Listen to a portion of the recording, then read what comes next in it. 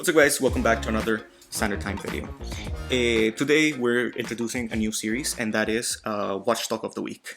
This is basically us going through our personal Instagrams. Yeah, basically what we talk about with each other. Yeah. So like throughout the week, these are the Highlights exactly. in watches. So 3 watches this time. Yes. So we're gonna start off with the latest one. You sent me a post of, was it Celeb Watch Spotter? Yeah, picture of Post Malone wearing the Artisans Geneve skeletonized version of the Submariner. What do you think about that? I've personally liked the Daytona skeleton version of it. That's beautiful. I think that Yes. I originally didn't like Daytonas at all. And I saw that and I was like, if there's a Daytona that I will like, it's got to be this one. Exactly. So I personally really like that. But the Submariner?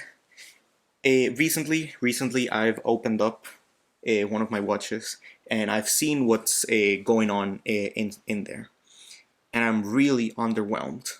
I thought you were going somewhere. No. I'm really underwhelmed by the finishing on the watch. Like, okay, if you're gonna make it skeleton, at least give it Geneva stripes. I don't know, give it some sort of finishing. Yeah, now we're talking about the Submariner. Yeah, it's not okay. So Submariner, it's fine because it's not a skeleton. You don't see what the movement is inside. But if you're gonna open it up, if you're gonna make it a skeleton, at least give it some sort of finishing. I mean, you could argue that they did try to stick by what Rolex does and make it a bit artistic with that rotor. You saw that rotor. It was quite fancy. The rotor. Or you could think it's lazy. What about the dial itself then? No. Okay. So like the dial itself is kind of nice, and I think conversely. Oh really? I don't like the dial. Okay. I like the case back a lot more.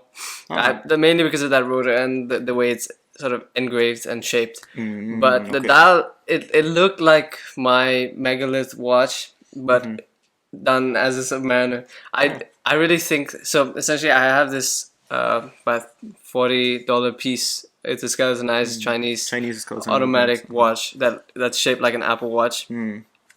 But it's really nice to look at, and this one seemed the same. But it's a okay.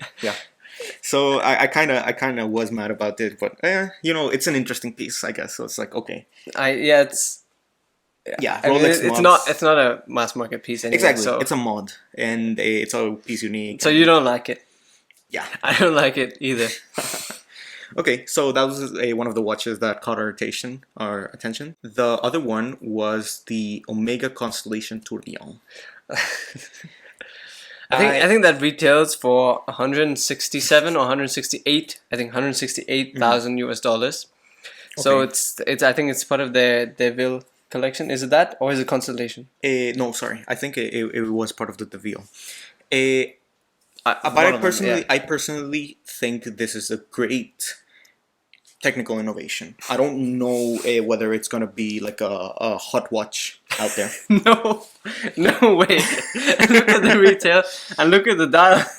But that's the thing. I personally really like how they put a tourbillon on a coaxial movement. Now, coaxials have only been around for around I want to say 15 years. I think 10 from 2000 years. Somewhere there. Yeah. So it's quite a recent innovation when you think about watch movements. I mean, Omega has been writing that for the longest time. But they should, they have a patent on it. It's their thing. And for the Submariner, not for the Submariner, for the Seamaster, when they introduced the coaxial into the Seamaster, they got rid of the lower sizes. A lot of people speculate that it's because it's quite difficult to fit a coaxial movement into like the Seamasters. And so you mean like the smaller the 36? Yeah, so like the 36. They got rid of that one. I'm not I think they did have the coaxial on the 36s. I'm not too sure because they did make the 36 until less than 5 years ago. Yes, until less than 5 years ago. So, and I think all their watches had coaxial from I think mid 2000s onwards. That I don't think so. But yeah. Anyway, back to the tourbillon. It is quite an impressive feat that they've been able to put the coaxial movement on a tourbillon. And yeah, I feel it's impressive. It's kind of similar to, like, do you remember the golf watch they introduced as well? The one that was like very, yes, very for like 30K. Yeah. So I feel it's kind of like in the similar. I think there was a Planet Ocean titanium. Something like that. Yes. That you could actually like push the crown in and it pops out. Do you remember that? Yeah. So I kind of feel it's like that. It's kind of like a gimmick, and I think it's nice that Omega does this, but I'm not sure if it's gonna be I don't think it's gonna be a hot watch. I don't see anyone going and buying it for 168K. I think that's one of the pieces that's gonna depreciate a lot. Or might not, because I don't know how many they're making. Yeah, they're not making that many anyway. That's the other thing. Like I bet they're gonna. But have still, I'm sure there's gonna be like at least 30% you can get off from the AD. But anyways, yeah, it looks quite odd, honestly, the piece, because it has that thing sticking in the middle from the middle of the watch. It looks a bit like I don't know, something from Avengers.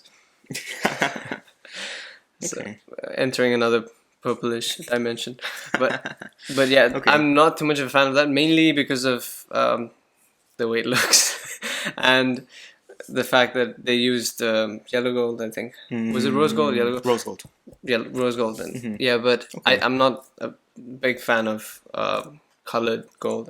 White gold's fine because it looks like steel, but yeah, it was a weird watch, and it was nice to look at. Okay. Now give me your opinion on the new Grand Seiko releases.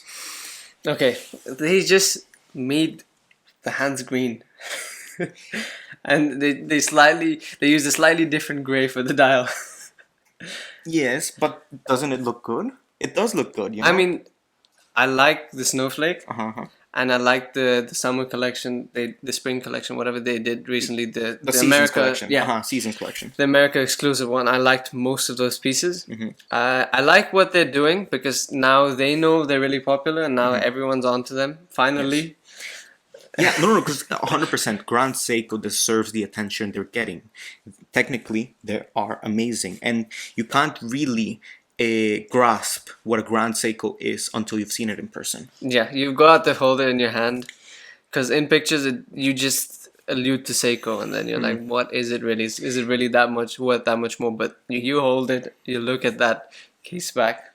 Like, he was the greatest hater of Grand Seiko until he saw it in person. I was like, why? What is the point? I mean, I love Seiko, but then there is a like the price difference. Yeah, I didn't understand that. But yeah, I saw it in person, and that changed quite a lot. Yeah. No, So like, yeah, back to this minor collection. Edition change. I don't like that green, so it's not my thing. Okay. But I like what they're doing. They're basically doing what Omega does with their 1000 Speedmasters and Seamaster special editions.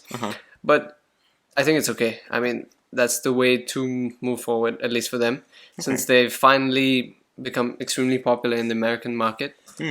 So I think it will help them. Yeah. You know, yeah. And now I think they're holding a lot more value. Yes. It's way better than before. It should be fine. But do you like the green? Is that your pick? So, green-wise, I do prefer just the regular snowflake, specifically because of that blued seconds hand. It was absolutely stunning. And to imagine that it is a mass market piece, like I really, really like that snowflake. The finishing, yeah. Okay, so those were our watches that were going through our private chats this week. Yeah. Tell us, guys, if you like this series idea. It's quite easy for us to make because we already just rant about these sort of watches. With each other. Privately. I mean, a lot of the day is spent on watches. That's not on the channel. No, exactly. So give us a like, a comment down below if you want this to come back. And yeah, you can check us out at Standing Time Insta is our Instagram, and standingtimeinsta.com is our website. Thanks for watching, and see you guys next time. Cheers.